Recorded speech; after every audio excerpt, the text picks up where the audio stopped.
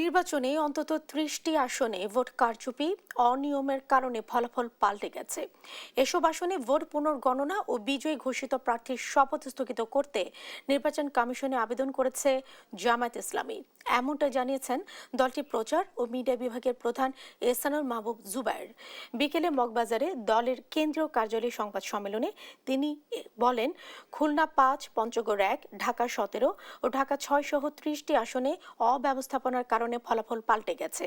নানা অনিয়ম করে হারিয়ে দেওয়া হয়েছে ১১ দলীয় জোট প্রার্থীদের। পাশাপাশি নির্বাচন পরবর্তী সময়ে ১১ দলীয় জোটের সমর্থক এজেন্টদের উপর হামলা অভিযোগ করেন তিনি। বলেন, বিজয়ী দলের নেতারা হামলা ঠেকাতে কার্যকর কোনো পদক্ষেপ নিচ্ছে না।